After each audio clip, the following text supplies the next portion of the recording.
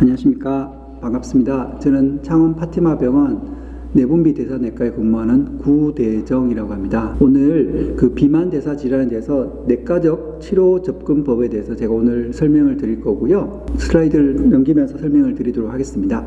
오늘 발표한 내용은 대략적으로 현재 대한민국의 오베시티 사항과 그리고 비만 환자들을 치료함에 있어서 사전 평가 항목들, 그리고 비만 대사 질환의 기초적인 원리를 좀 이해하고, 그리고 생활습관 교정과 최종적으로는 약물 치료에 대해서도 간략하게 언급하도록 하겠습니다. 현재 차트를 보시면 2018년도 데이터까지 보시면 모든 그 비만 정도에 상관없이 꾸준히 비만 환자들이 증가하는 걸 볼 수 있습니다. 그리고 특히 40세 미만의 젊은 연령층에서 고도 비만, 3단계 이상의 초고도 비만에서 급격하게 유병률이 증가하는 걸 볼 수 있고요. 이런 상황에서 비만을 진단을 해야 되는데 우리나라는 아시아 태평양 지역 기준, WHO 기준에서 서양인 기준과 좀 다르게 좀 더 낮은 그 크라이테리아를 제공하고 있습니다. 그 언더웨이트는 BMI 기준으로 18.5 밑을 정의하고 있고요. 노멀 레인지는 18.5부터 BMI 기준으로 22.9까지를 정의하고 있습니다. 비만 전 단계로 해서 오버웨이트 혹은 프리 어베이즈라고 하는 단계가 있는데요. 당뇨 전 단계의 개념처럼 BMI 기준으로 23부터 24.9까지를 비만 전 단계로 분류하고 있고, 비만 1단계는 BMI 기준 25부터 29.9까지를 1단계, 30부터 34.9까지를 2단계, 그리고 35부터 그 이상을 시비어 혹은 모비드 오베시티 클래스 3단계로 분류하고 있습니다. 일반적인 BMI 기준 말고도 가장 중요한 개념 중에 하나가 복부 비만입니다. 복부 비만은 복부 둘레를 기준으로 해서 남자는 국내 기준으로 봤을 때 90cm 이상, 여자는 85cm 이상을, 이거 나라마다 인종별로 상이합니다.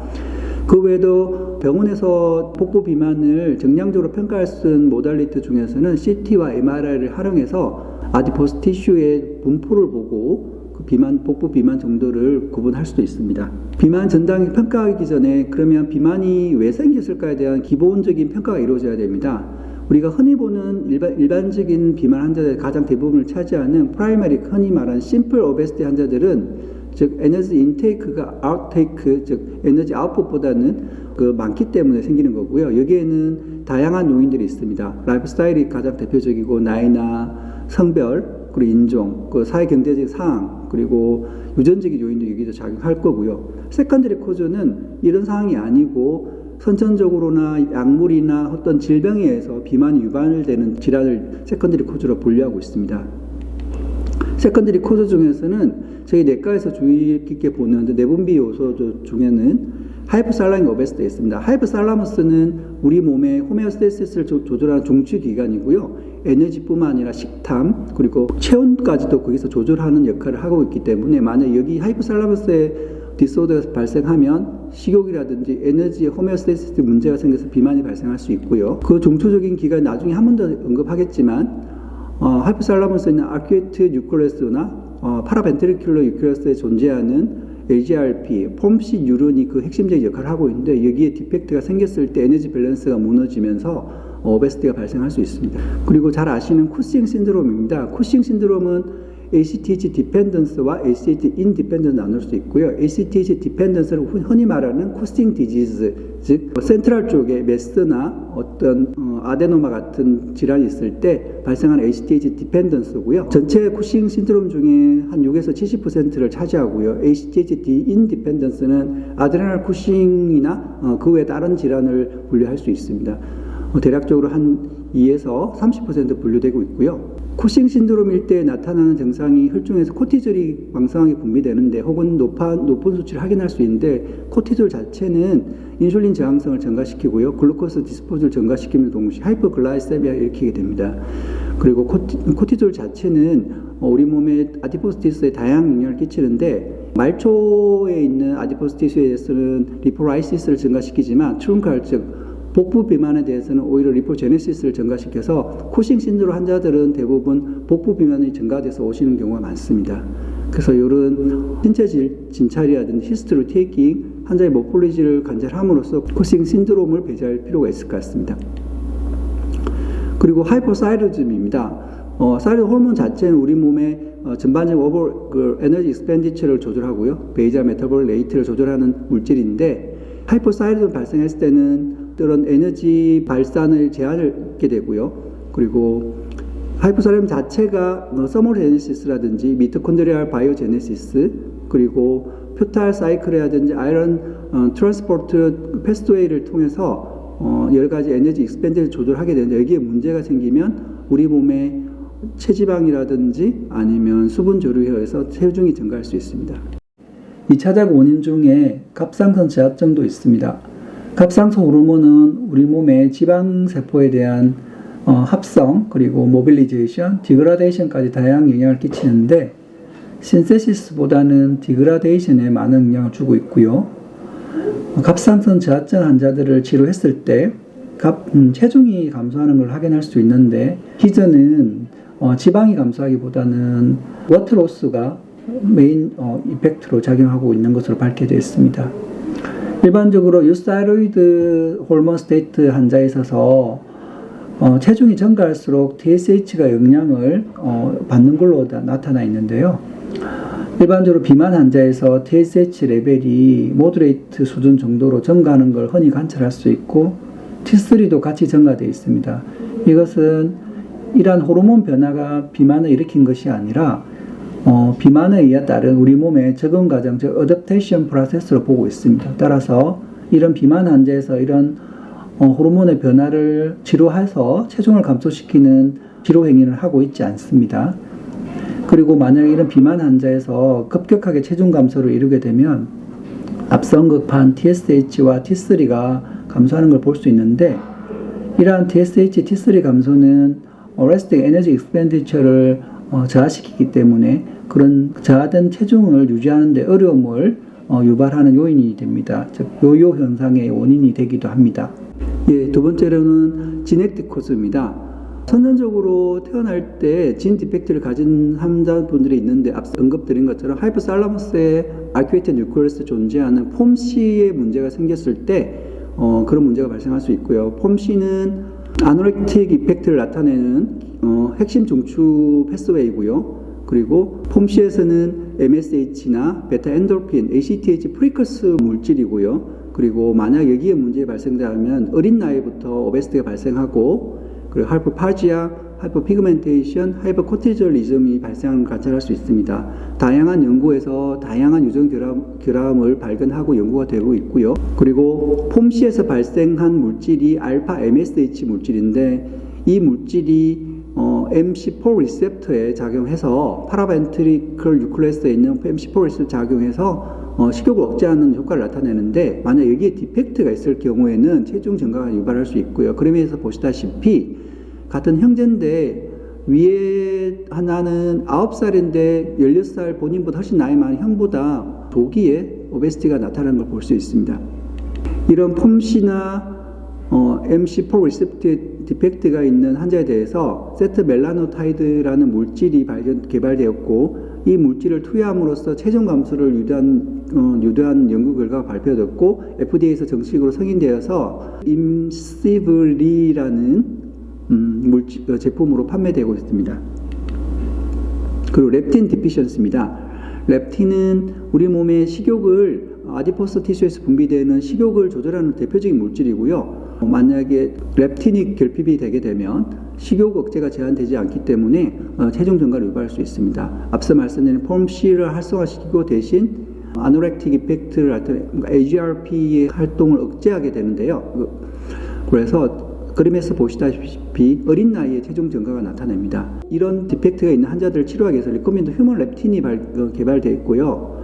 메트라일렙틴이라는 미아렙틴이라는 상품으로 팔리고 있는 물질이 있는데 제품이 있는데 FDA 승인 받아서 치료하고 있습니다. 그 외에도 컨제니탈 신드롬이 있습니다. 여러 가지 신드롬 중에 가장 대표적인 게 프라더-윌리고요. 프라더-윌리는 부계 쪽에서 크로모점 15번에서 문제가 생겼고 어린 나이에서부터 태어날 때는 어머니의 젖을 빠는 힘이 약하다든지 그래서 숏스태처로 나타내고요. 나중에 오히려 음식을 갈구하게 되고 오버웨이트가 발생하게 됩니다. 디벨롭먼트 딜레이도 발생하고요. 인지장애, 비헤이비어 디소도 발생합니다. 이런 하나들은 대부분 하이퍼살라믹 디스펑션이 있고요. 하이퍼살라믹 디스펑션이 있기 때문에 앞서 언급드린 그런 패스웨이 디펙트가 생기니까 하이퍼플라지아가 생기는 거고요. 엔도크라인 업노멀리티에서는 그로스 호르몬이라든지 HDH 디피시언시가 생기게 됩니다. 대표적인 모폴로리지 보시면 어린 나이인데도 오베이즈하고 아몬드 쉐입 그 눈알을 눈동자를 볼 수 있고요. 양쪽 입꼬리가 좀 처져 있고요. 사이의 이너 보드라인 자체가 좀 스트레이트한 모습을 볼 수 있고 특이적인 스킨 리전들을 확인할 수 있습니다. 그 외에도 약물입니다. 대표적인 약물이 당뇨 환자 치료하는 약물 중에 인슐린인데요. 인슐린은 도즈 디펜던트하게 체중을 증가시킵니다.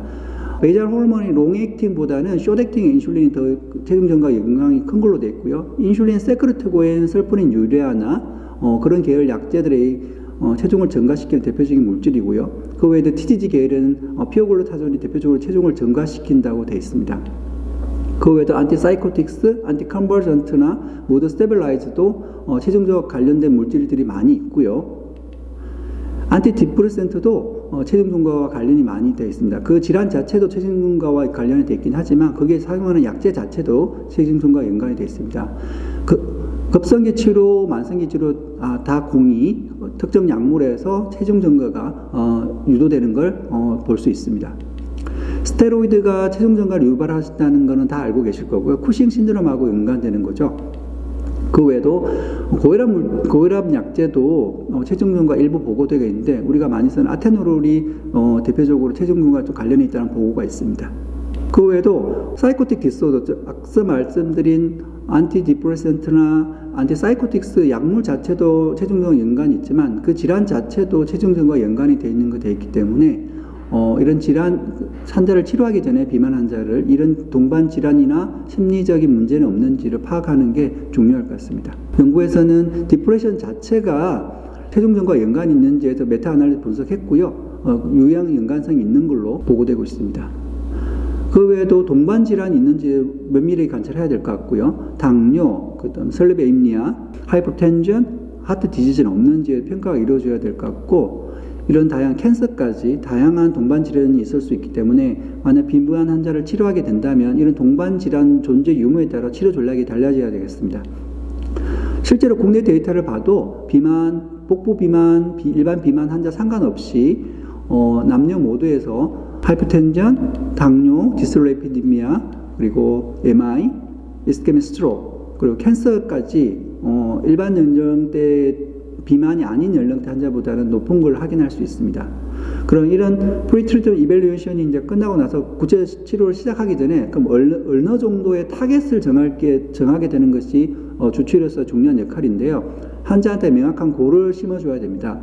막연히 치료하는 것이 아니라 비만 치료를 통해서 어떤 걸 얻을 것이고 치료 전략은 어떻게 이루어질 것이라는 것을 환자한테 골을 설정해 줘야 됩니다. 프린시플 골을 보시면 비만은 기본적으로 메타볼리컬리 헬스티한 상태에서 컴플리케이션을 프리벤션 한다는 목적이 반드시 전제되어야 하고요. 그리고 이미 만약에 그런 코모디티가 있다면 그런 동반 질환을 치료를 동시에 해야 될 것이고 비만 환자들이 갖고 있는 사회적 낙인들을 극복할 수 있도록 주치의가 도와줘야 될 것이고요.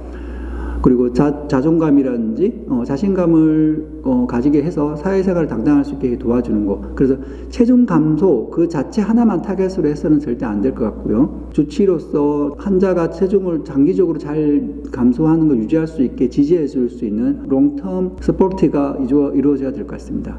그리고 트리트먼트 골은 앞서 말씀드린 대로 그 동반 질환 유무에 따라서 전략이 짜여져야 될 것 같고요.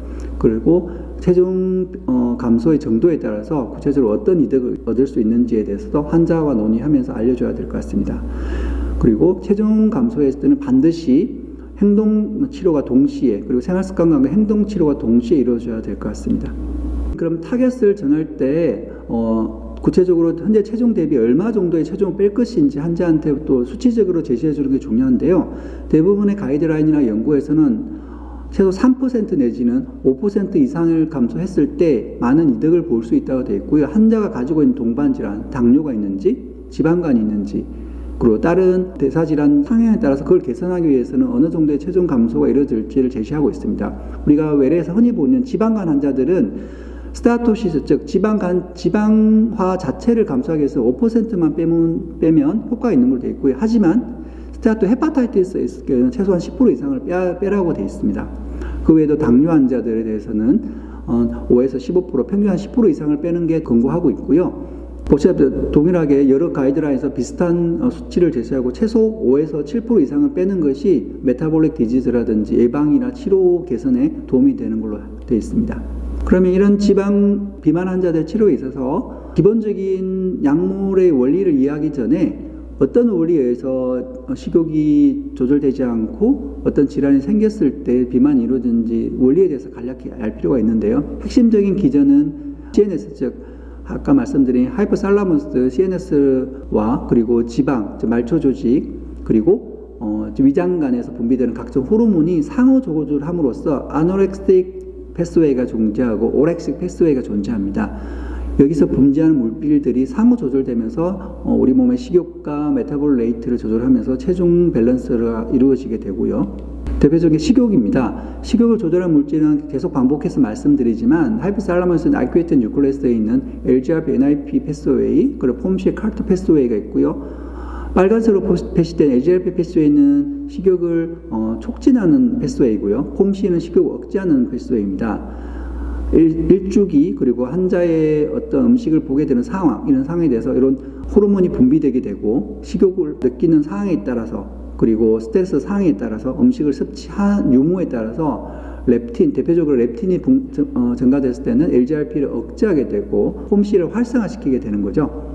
그래서 식욕을 억제하게 되는 거고요. 그 파라벤트리클 유콜레에서 알파 MSH라든지 AGRP, 가바, NIP라는 펩타이드를 분비해서 식욕을 조절하게 됩니다. 하이포살라머스 외에도 베이거스 nerve와 그리고 NTS 패스웨이를 통해서도 우리의 식욕을 촉진하게 되는데, 그래서 음식을 섭취할 때 위가 팽만하게 되면 그 CCK와 세로토닌이 분비되고요. 이 베이거스 nerve를 통해서 NTS 루트를 통해서 파라벤트리클이나 큐에트 뉴클레스에 영향을 주게 됩니다.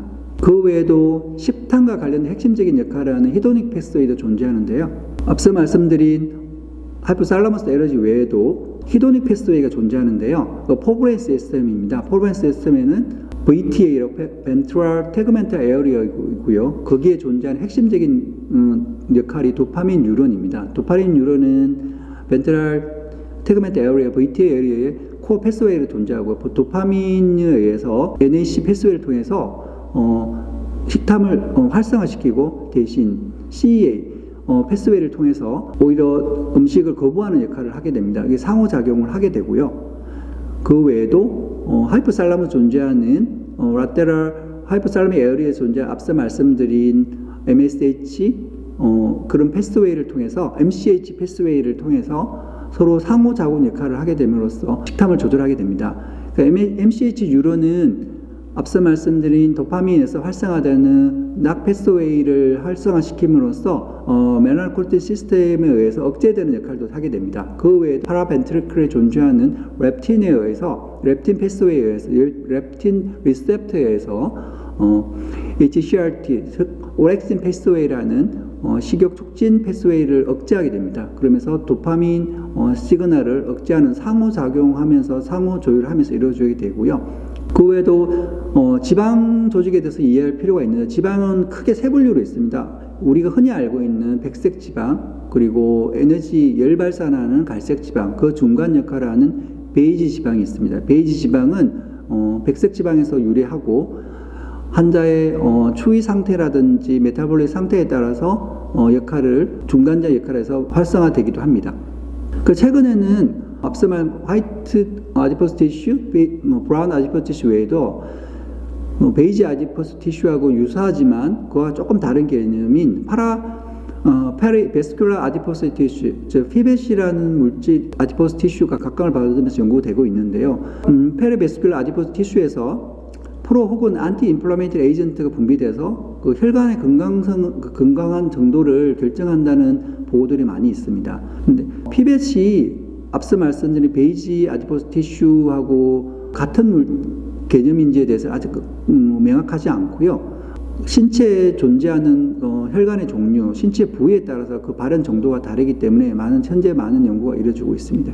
우리가 흔히 말하는 비만 환자들이 가장 많이 가지고 있는 화이트 아디포 티슈 같은 경우에 건강한 화이트 아디포 티슈는 안티 인플라메이터리 이펙트가 있는 타입 2 사이토카인을 많이 분비해서 오히려 인슐린 센시티비라든지 메타볼로이트를 증가시키는 긍정적인 효과를 내지만 만약에 오베이스한 비만한 상태가 되면 이런 아디포 티슈가 크라운 라이크 스트럭처를 변형되게 되고 여기서 프로 인플라메이터리 이펙트가 있는 타입 1 사이토카인을 많이 분비하게 됩니다. 그렇게 함으로써 인슐린 저항성을 증가시키고 파이브로시스가 일으키게 됩니다. 아디포사이트에서 분비되는 물질을 아디포카인이라고 부르고요. 앞서 말씀드린 렙틴, 아디포넥틴이 핵심적인 역할을 하고 그 외에 인트루킨, 바스티나, TNF-알파, 에스테닌이 있습니다. 렙틴의 역할은 식욕을 억제하는 역할을 앞서 말씀드렸고요. 그 외에도 아디포넥틴이 중요한 역할을 하는데 오베이즈 환자의 경우에 아디포넥틴이 감소하기도 하지만 아디포넥틴의 리셉터에도 발현이 감소돼서 각종 코로나리 하트 리스크라든지 MI 그리고 하이퍼글라이세미아 같은 코로나 베스쿨러 어드버스한 이펙트를 나타내는 효과를 나타내게 됩니다. 그리고 위장관에서도 앞서 말씀드린 대로 우리 몸의 식욕을 조절하는 물질들을 많이 분비하게 되는데요. 빨갛게 표시된 호르몬들이 아노렉틱 이펙트를 나타내는 식욕 억제 물질들이고요. 초록색이 오렉식, 식욕을 촉진하는 물질, 대표적인 게 그렐린이고요. 우리가 알고 있는 인슐린 치료제로도 많이 쓰고, 당뇨 치료제로도 많이 쓰고 있는 GLP-1 아고니스트인 GLP도 식욕 억제 물질입니다. 그 외에도 아멜린, CCK, 그리고 오베스타틴 같은 경우 식욕 억제 물질로 발견되어 있고요. 이런 복잡한 패스웨이로 상호작용을 하면서 하이포살라무스, 그다음 NTS 시스템, 그리고 궁극적으로는 아케이트 뉴클레스를 통해서 식욕을 조절하는 밸런스를 유지하게 됩니다. 그리고 패스팅 상태와 그리고 피딩 상태에서 이런 호르몬들이 어떻게 상호작용하는지 간략하게 표시했고, 패스팅 상태에서는 아노렉시 이펙트를 나타내는 호르몬들이 억제되고 그렐린 같은 식욕을 촉진하는 물질들이 분비되고요. 피딩 상태에서는 그 반대의 현상이 나타나 렙틴 같이 식욕을 억제하는 물질이 증가하게 됩니다. 그 외에도 지네틱 코즈가 있는데요. 많은 오베시티 관련 지네틱 디펙트가 발견되었고, 이런 지네틱 어펙트 정도에 따라서 지네틱 프리 디스포징 스코어를 개념을 해서 환자가 앞으로 비만으로 갈 확률 혹은 리스크를 평가하게 되는데요. 실제로 그런 지네틱 프리 디스포징 스코어가 높다 하더라도 활동량이 많은 환자들은 지네틱 디펙트가 있다 하더라도 체중이 증가하지 않는 경우를 볼 수 있고요.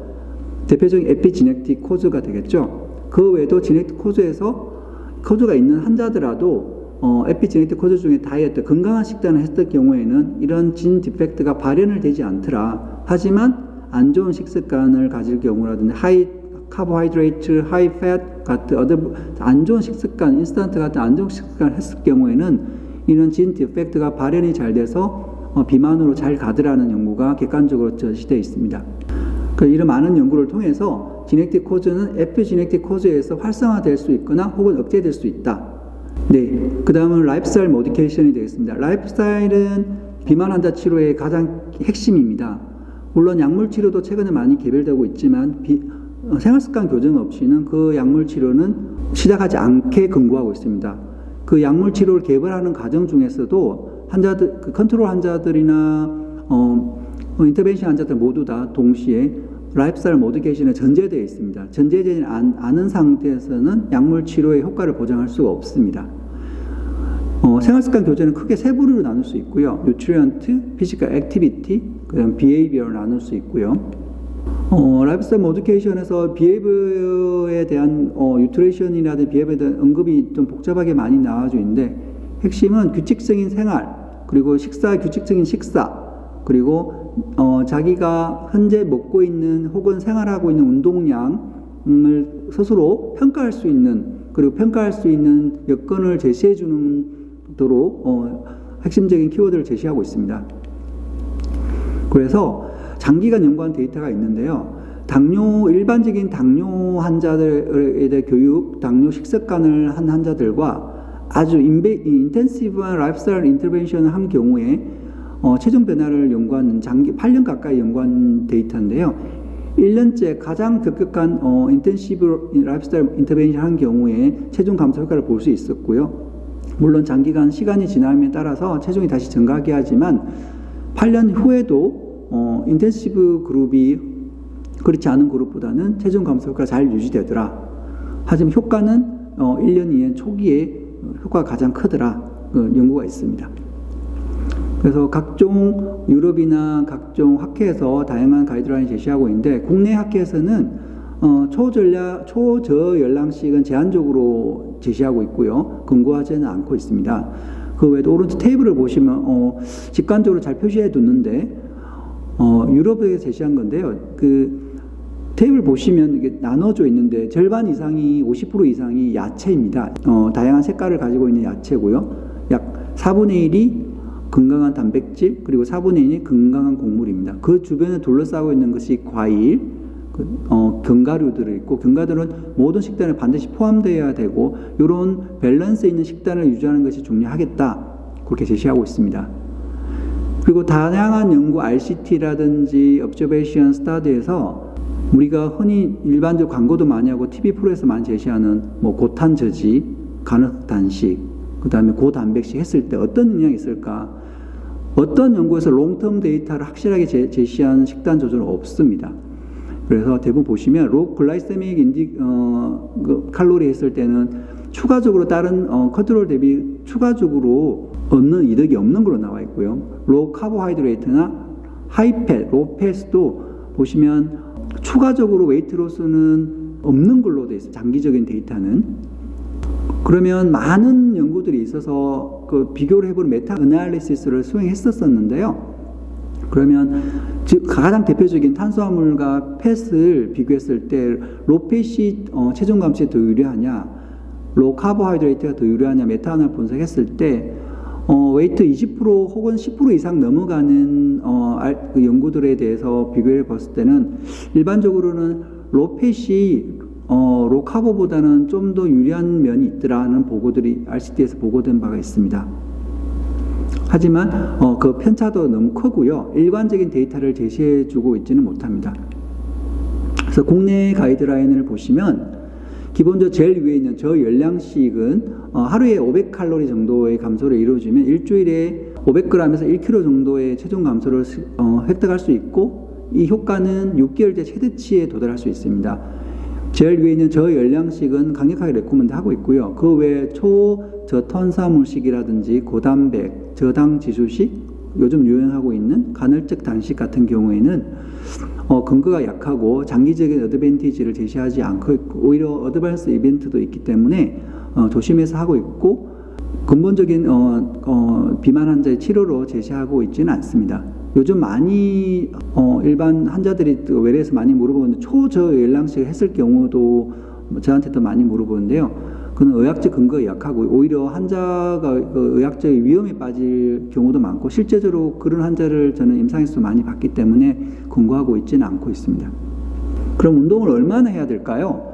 보시면 대부분의 우리가 알고 있는 규칙적인 운동을 해라는 전제가 일주일에 한 150분 이상은 유산소 운동을 해라. 그리고 저항성 운동도 최소한 2번에서 3번까지는 해라. 하지만 환자의 상태에 따라 건강 상태 그리고 환자가 할 수 있는 연령이라든지 사회경제적 상태에 따라서 개별화해라 되어 있고요. 엔도크라인 소사이티에 제시하는 것은 만약에 7% 이상의 체중을 감소하고 싶다면 일주일에 180분 이상의 아주 모더레이트 이상의 격렬한 운동을 유산소 운동을 하게 돼 있고 그 감소된 체중을 유지하려면 그것보다 더 많은 시간인 최소한 200분 이상은 운동을 더 해야 된다고 되어 있습니다. 그러니까 체중 감소보다도 유지하기 위해서는 더 많은 운동을 해야 된다는 거죠.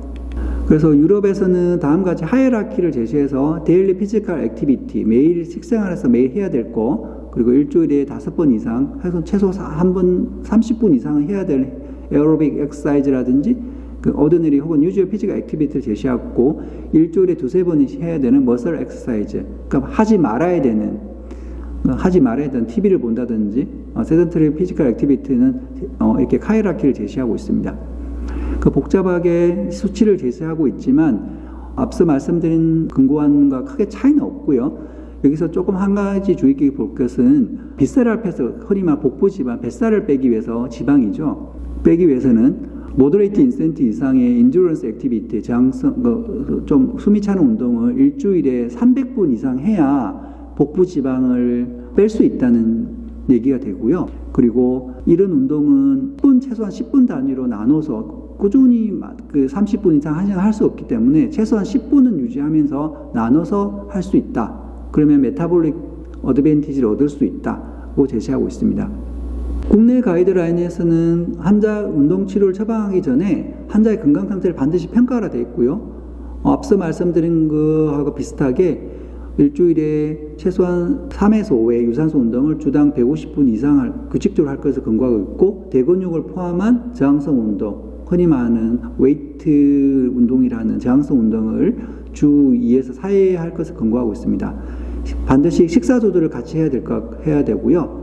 그리고 고강도 운동과 중강도 운동에는 유해한 차이가 없는 걸로 보고하고 있기 때문에 혼합된 운동을 하도록 권고하고 있고, 혼합된 운동이 체중 감량에 효과적이다. 그러니까 환자의 신체 상태에 맞게 운동해야 되고, 그리고 운동을 무조건 권고하면 안 되고, 규칙적인 운동 참가자 혹은 비규칙적 운동 참가자 아닌 경우를 나눠서 운동 전에 반드시 건강 상태를 평가해서 리스크에 따라서 운동 강도를 정해줘야 됩니다. 다음 표는 지방 1kg을 빼기 위해서 얼마의 운동을 해야 되는지 테이블을 제시했는데, 보시면 우리가 흔히 알고 있는 조금 빠르게 걷는 운동은 만약에 체중이 80kg인 환자라면 18시간 이상을 해야 된다는 얘기입니다. 일주일에 이 정도로 해야 지방 1kg가 빠진다는 얘기가 된 거죠. 그 행동 교정입니다. 행동 교정은 반드시 병행되어야 하고요. 그리고 주치의는 환자를 봤을 때 환자의 생활 패턴이라든지 갖고 있는 어드버스 이펙트를 낼 수 있는 생활 습관 교정 항목을 찾아야 됩니다.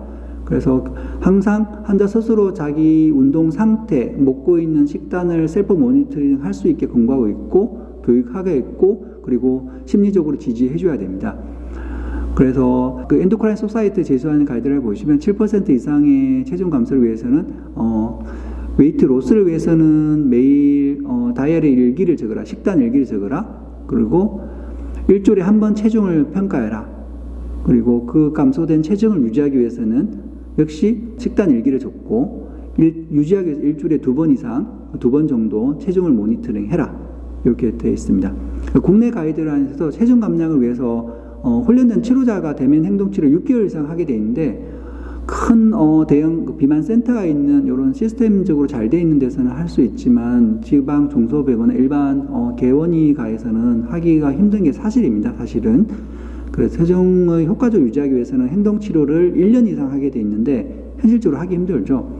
그래서 비만이 아주 중요한 질환으로 대두되고 있고, 국민 건강에 가장 큰 위험 요인으로 대두하고 있지만, 현실적으로 시스템화해서 장기적으로 환자를 관리한다는 게 쉽지 않습니다. 그리고 섭식 장애가 없는지도 주치의는 판단해야 될 것 같고요. 당연히 금연, 음주 제한은 이루어져야 될 것 같습니다. 그리고 이제 본격적으로는 약물 치료입니다. 우리 임상에서는 흔히 쉽게 약을 쓰고 싶어 하시잖아요. 근데 약물 치료는 전제 조건이 있습니다. 앞서 말씀드린 바와 같이 생활 습관이 교정이 되지 않으면 약물 치료는 권고하고 있지 않습니다. 이 약물이 허가받을 때도 전제 조건에 생활 습관 교정이 동반된 상태에서 약물 치료가 했을 때 체중 감소를 얻었기 때문에, 단순히 운동하기 싫은데 약 먹고 살 빼고 싶다 해서 이 약을 쓰지는 않습니다. 충분한 생활 습관과 행동 습관, 식습관을 개선함에도 불구하고 환자의 식욕 조절이 어렵거나 체중 감소가 목표치에 도달하지 않을 때 약물 인터벤션을 해볼 수 있습니다. 국내 가이드라인 기준을 보시면 권고안과 허가사항이 조금 다른데요. 가이드라인 권고안에서는 BMI 25 이상의 환자에서 비약물 치료로 체중 감량이 실패한 경우에는 전제 조건이 있죠. 실패한 경우에 약물 치료를 고려한다. 클래스 2A입니다. 근데 허가사항은 좀 다른데요. BMI 30 이상이거나 혹은 고혈압, 당뇨, 디슬리피데미아와 같이 동반 질환이 있으면서 BMI 27일 경우에는 해볼 수 있다, 허가할 수 있다, 이렇게 되어 있습니다. 그럼 실질적으로는 임상에서 얼마나 약물 치료를 잘 하고 있을까, 많이 하고 있을까? 미국 데이터이긴 하지만 미국 올데이지 환자를 대상으로 했을 때 비만 환자에서 실제로 약을 쓰고 있는 경우는 1% 정도밖에 안 된다는 보고가 있었고요. 그러니까 왜 이렇게 약물 치료가 제대로 안 되고 있을까를 봤더니 대부분은 시간이 없다는 거죠. 그리고 약물 치료에 대한 신뢰성도 좀 낮고요. 그리고 실제적으로 환자들이나 임상의들이 받아들이는 약물 치료 효과에 대한 기대치도 상당히 낮습니다. 어떤 치료를 했을 때 체중 감소가 할 수 있겠냐 받아들이는 거 보면 생활습관이라든지 칼로리 줄이는 걸 가장 신뢰하고 있고요. 그에도 웨이트로스 서저리 같은 경우도 꽤 높게 나타나고 있지만 약물 치료 자체에 대해서는 조금 까만색은 페이시언트고요. 약간 밝은색 반은 헬스케어 프로바이드 쪽인데 좀 약물 치료에 대한 기대감이 좀 낮은 걸로 볼 수 있습니다. 이때까지 개발된 허가된 FDA에서 허가된 약물 치료는 다양하게 있고요. 지금 제시한 약물들은 허가됐지만 지금은 사용되지 않고 있는 약들이고요. 얼마 전까지 몇 년 전까지 사용되는 로카스는 벨빅이죠. 벨빅 같은 경우에는 2020년도에 카멜리아 티미 69 트라이얼에서 캔서 리스크가 증가하는 것 때문에 자체 철회가 됐고요. 현재 사용되고 있는 FDA에서 허가된 약물은 우리가 제니칼이라고 부르는 오레스테시라든지 삭센다라고 부르는 리라글루타이드, 그리고 큐시미아라고 하는 최근에 얼마 전에 국내에서도 발매되었던 펜탈민 토피라미드 콤비네이션 제제, 그리고 컨트라브라 나트록선 부프로비온 복합 제제인 컨트라브가 있습니다. 여기서 제니칼과 삭센다, 컨트라브 유럽에서도 허가가 났고요. 큐시미아는 아직 유럽에서 허가가 안 난 걸로 알고 있습니다. 그 외에도 단일 제제로는 펜탈민 단일 제제, 흔히 알고 판베시라고 불리고 있고요. 그 다음에 마진돌 같은 약도 있습니다. 약제는 크게 쇼텀과 롱텀으로 분류할 수 있습니다. 쇼텀 제제는 대부분 심파소미메릭 에이전트 아민 제제고 놀핀의 증가를 통해서 하이포살라모스 이펙트라면서 식욕 억제를 나타내고요. 대표적인 펜탈민, 국내에서 판베시, 아디펙스라는 상품명으로 분류되고 있고, 그 다음에 에틸프로피온, 그리고 펜디메트라진, 그리고 마진돌 같은 제품이 있습니다. 기본적으로는 이 약품은 레피드 액팅이고 그리고 레피드 톨러런스가 생깁니다. 그래서 4주 이내 투여가 원칙이고요. 효과가 있으면 최대 3개월까지는 쓸 수 있습니다. 16세 미만의 소아나 인부 수유부는 당연히 금기입니다. 대표적인 컨트라 인디케이션을 보시면 동맥 경화가 있거나 심질환 있을 때 주의해서 써야 되고요. 그리고 폐동맥 고혈압도 주의해서 봐야 됩니다. 그리고 녹내장도 가능하다면 만약 치료를 시작하기 전에 녹내장을 한번 안과에서 스크린하는 것이 좋을 것 같습니다. 펜타민 같은 경우에는 다양한 데이터에서 통계적으로 유의하게 체중 감소 효과를 제시하고 있고요. 그리고 사이드 이펙트 쪽으로는 그렇게 롱텀을 썼을 때도 데이터적으로는 사이드 이펙트가 그렇게 카디오베스 인시던스가 높이지 않는 걸로 상대적으로 안정한 물질로 허가를 받았습니다. 하지만 잘 디자인된 롱텀 RCT에 대한 데이터는 좀 부족한 게 사실이기 때문에 아직은 카디오베스큘러 리스크가 있는 환자들, MI나 그런 리스크가 있는 환자들은 조심해서 써야 될 금기로 되어 있고요. 하트레이트를 증가시키고 있어서 쓰더라도 조심해서 써야 됩니다. 그 외에도 마진돌이고요. 마진돌은 1992년도에 데이터를 처음 제시했고 그 이후에 다른 연구에서도 통계적 유의하게 체중 감소하는 효과를 나타내는 걸로 볼 수 있습니다. 롱텀 세라피 중에서 우리가 요즘 많이 쓰고 있는 제니칼입니다. 제니칼은 라이페이즈 이니비트고요. 위장간은 흡수된 라이페이즈 이니비토에서 위장간에서 지방 분해를 억제함으로써 지방 섭취가 높은 환자들에서 체중 감소 효과를 기대할 수 있습니다. 그 데이터를 보시면 1년 데이터에서 통계 유의하게 기준적으로 플라세보 대비 오레스타즈 유의하게 훨씬 더 체중 감소를 얻는 걸 볼 수 있고, 플라세보 환자 1년 뒤에 다시 오레스테스를 줬을 때 최대 한 2년까지 봤을 때 2년 뒤에 시작하더라도 또 기존으로 제니칼을 계속 유지했던 환자와 비슷하게 체중 감소를 얻는 걸 볼 수 있습니다. 물론 라이프스타일 모디케이션은 반드시 동반되어야 하고요. 젠도스 트라이얼에서 처음부터 제니칼을 썼던 환자들, 제니칼을 썼을 때 그러면 당뇨 발생률에 대해서 얻는 어드밴티지가 없는지 연구한 젠도스 트라이얼이 있습니다. 그 IGT 환자를 대상으로 시행했는데 제니칼이 통계적 유의하게 당뇨 발생률을 낮추는 걸 볼 수 있습니다. 그래서 당뇨 전 단계 환자들이나 당뇨 리스크가 있는 환자들한테는 제니칼이 어드밴티지가 있다 보시면 될 것 같고요. 미국 가이드라인이고요. 그 제니칼은 120mg을 피오로 하루 3번, 식사 전에 식사와 함께 먹는 걸로 되어 있고요. 그러니까 사이드 이펙트가 심한, 제가 몇 번 써보니까 좀 사이드 이펙트 가장 많은 게 환자들이 이제 방귀를 좀 많이 끼고 변실감이 가끔 있다는 불편감을 좀 호소하는 경우가 좀 많이 있었습니다. 그런 경우 있고, 컨트라인디케이션은 담석증이 있거나 그리고 간 기능에 장애가 있는 경우는 쓰시면 안 되고요. 와파린이라든지 항경련제 썼을 때 용량에 변화를 주기 때문에 주의해서 쓰셔야 됩니다. 그리고 모니터링 할 때는 담석증이라든지 신석증 같은 경우도 주기적으로 볼 것을 권고하고 있습니다. 삭센다입니다. 삭센다는 성분명 리라클루타이드고요. GLP-1 아고니스트입니다. 앞서 말씀드린 GLP-1은 아노렉시 이펙트를 하이포탈라머스 아노렉시 이펙트를 나타내는 대표적인 물질이고요. 국내에서 발매되고 있는 삭센다 같은 경우에 0.6mg부터 시작해서 위클리 도즈업 해서 3mg까지 도즈업하는 걸로 되어 있고요. 통계적으로 유효하게 장기적인 2년 데이터에서도 통계적으로 유의하게 리라클루타이드 사용한 군에서 그렇지 않은 군보다 라이프스타일 모디케이션 동반된 상태에서 통계적으로 유의하게 체중 감소를 볼 수 있습니다. 네, 삭센다를 썼을 때 그러면 다른 영향이 없는지 조사해 봤을 때 시스톨릭 BP는 많이 용량에 비례해서 시스톨릭 BP를 많이 낮추는 걸 볼 수 있고요. 다이어스 BP까지 낮추고, 하지만 펄스 레이트를 좀 올리는 경향성이 있기 때문에 환자가 실제로 임상에 적용했을 때 가슴이 두근두근 한다는 경우를 호소하는 경우도 많이 있습니다. 스케일 트라이얼에서 체중 감소뿐만 아니라 당뇨 발생에 대한 리스크들을 평가를 했었는데요. 1년 정도 평가했을 때 플라스토브 대비 당뇨 발생률이 월등히 낮은 걸 확인할 수 있었고요. 그래서 미국 가이드라인에서는 앞서 말씀드린 대로 0.6mg부터 SC를 시작해서 위클리 도즈업해서 최대 3mg까지 증강하게 되어 있습니다. 사이드 이펙트는 앞서 보고드린 트라이얼 마찬가지 노지아 보미팅 그리고 하트레이트가 증가하는 걸 볼 수 있고요. 그리고 금기가 있는데 이 금기를 좀 주의 깊게 볼 게 있는데 가족력 쪽에서 MEN2 있거나 메두랄 사이럴 캔서 있는 경우는 절대 금기고요. 판크라타이티스 그리고 어큐트 골블레드 디지즈 있는 경우에는 사용하시면 안 됩니다. 당연히 임신부에서는 금기입니다. 그리고 모니터링 중에는 주기적으로 판크라타이티스라든지 담석증 관련해서 주의 깊게 모니터링 하도록 되어 있습니다. 컨트라버입니다. 컨트라버는 날트로엑선 서방형 제제와 부프로피온 서방형 제제가 복합되어 있는 제제고요. 날트로엑선은 오피에이트 안타고니스트고 부프로피온은 도파민하고 노르핀 이니비터 리업테이크입니다. 리업테이크 이니비터입니다.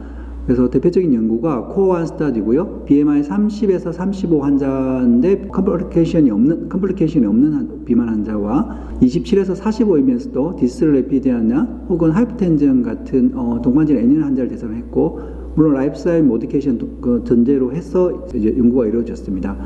그래서 부프로피온 360mg 데일리 QD를 줬고요. 날트로엑스는 16mg과 32로 나눠서 각각 수행됐는데, 플라스토브 대비 날트로엑스 용량 30이나 16mg 크게 차이 없이 플라스토브 대비 유의하게 1년 뒤에 통계적으로 유의하게 훨씬 더 웨이트 감량을 볼 수 있는 결과를 얻을 수 있었습니다. 코아2 스타디도 마찬가지고요. 코아2 스타디는 날트로엑스는 32mg 단독으로 해줬는데 플라스토브 대비 1년 뒤에 통계적으로 유의하게 감소되는 효과를 확인할 수 있었습니다. 그리고 코어 비모드 스타디에서도 이 경우에는 BMI 30에서 45, 아까 말씀드린 27에서 45이면서 컨트롤드 하이퍼텐전이라든지 디슬리피데미아가 혹은 있거나 없는 경우에 환자를 대상했고, 인텐시브한 비헤이버럴 모디피케이션을 동시에 병행했던 환자들을 대상으로 실험이 이루어졌습니다. 날트로엑스는 32mg을 데일리로 줬고요. 부프로피온은 362g을 되어줬는데 56주에서 통계적 유의하게 플라세보 대비 라이프스타일 모디피케이션이나 비헤이버럴 모디피케이션을 단순히 한 환자보다는 7.3% 이상 더 5.3% 대비 9.3%로 통계적 유의하게 더 체중 감소를 하는 감소가 되는 걸 확인할 수 있었고요. 네, 미국 가이드라인에서는 컨트롤을 먹을 때 순차적으로 증가 복용하게 제시하고 있고요. 미국 안에서는 8에서 날트로엑선 8mg, 부프로피온 90mg짜리를 오전에 한 번, 2주째에는 오후에도 추가로 한 알, BID를 먹고 3주째에는 오전에 2알, 5회 이런 식으로 순차적으로 위클리로 증가해서 복용하도록 제시하고 있습니다. 그리고 사이드 이펙트 중 대표적인 게 노지아, 헤드에이크, 보미팅이고 컨스티페이션도 생길 수 있습니다. 컨트롤 인디케이션을 보시면 언컨트롤 하이퍼텐션이 있거나 시저 디소더에 있거나 아노렉시아 너보스가 있는 환자들에는 사용하지 않게 되어 있습니다. 시비어 디프레션이 있는 환자들도 사용하지 않게 되어 있고요. 특히 시저, 부프로피온이 시저의 스레셜드를 낮추기 때문에 시저 히스토리에 있는 사람들은 컨트롤 인디케이션 되겠습니다. 모니터링에서 보시면 흔하지는 않지만 디프레션이라든지 자살 위험이 있기 때문에 FDA에서는 워닝하고 있어서 이 약을 처방할 때는 주의 깊게 볼 필요가 있습니다. 네, 큐시미아입니다. 큐시미아는 펜텔민과 토피라메이트 복합 제제고요. 펜텔민은 노르에프네프린 릴리즈 에이전트고 토피라메이트는 가바리스트 모듈레이터입니다. 펜테빌 단독 제제로도 많이 쓰고 있었고요. 맥시멈 프로블 도주는 30mg으로 미국에서 이미 FDA 허가를 냈었고요. 최근에는 2016년도에는 미국 펜텔민 제제를 다시 한번 허가를 준 상태입니다. 그리고 토피라메이트는 맥시멈 어프로브 도주는 400mg입니다. 각각 개별 물질을 단독으로 사용했을 때 필요한 용량이 식욕제제 허가된 용량이 좀 높은데요. 복합 제제를 썼을 경우에는 사이드 이펙트를 줄이기 위해서 이 용량을 상대적으로 적은 용량을 썼을 때 사이드 이펙트를 줄이면서 식욕 억제 효과는 더 높일 수 있다는 연구가 있었습니다. 그래서 펜텔민은 이론적으로는 식욕을 억제하는 역할을 하게 될 거고, 그리고 토피라메이트는 레이트 에피타이트, 식욕이라든지 포만감을 조절하는 물질 이론적으로 제시해 있어서 미국에서는 2012년도 허가받았고 국내에서는 2019년도 후반부에 허가돼서 들어와서 지금 사용되고 있습니다. 컨커 트라이얼입니다. BMI 27에서 45 사이에 있는 그리고 2개 이상의 동반 질환이 있는 환자를 대상으로 실험을 했고 플라세보 대비 펜텔민 7.5mg 그리고 토피라메이트 46mg 제제와 펜텔민 15mg과 토피라메이트 92mg 제제 2배의 용량을 가지고 각각 실험했는데 플라세보 대비 큐시미아가 훨씬 더 체중 감소 효과를 1년째 볼 수 있었고요. 그리고 펜텔민 에스터, 큐시미아 에스터 용량이 좀 더 펜텔민 용량이 높은 용량에서 체중 감소가 상대적으로 조금 더 볼 수 있었지만 크게 차이는 없었습니다. 컨커 트라이얼에서는 메타볼릭 파라미터의 변화도 관찰했었는데요. BP가 플라세보 대비 큐시미아를 투여한 군에서 그것도 도즈 디펜던트하게 훨씬 더 낮아지는 걸 확인할 수 있었고요. 리피드 프로파일도 개선 효과를 확인할 수 있었습니다. 그리고 글루코스 컨트롤 측면에서도 큐시미아가 플라스 대비 좀 더 어드밴티지가 있는 걸로 좀 나타났습니다. 세컬 트라이얼입니다. 컨커 트라이얼 스터디의 2년 연장 트라이얼이고요.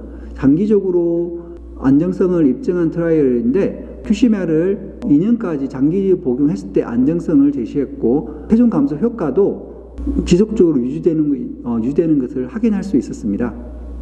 그리고 메타볼릭 파라미터 상에서도 앞서 말씀드린 컨커 트라이얼하고 비슷하게 BP라든지 그리고 리피드 프로파일 그리고 글루코스 컨트롤 측면에서도 어드밴티지가 있었고요. 그리고 좀 특이하게 트리트먼트 어드버스 이벤트가 장기간으로 갈수록 세컨드 이어 2년째 오히려 1년째보다 2년째 장기제로 투여했을 때 어드버스 이벤트가 더 낮더라는 걸 데이터적으로 증명했습니다.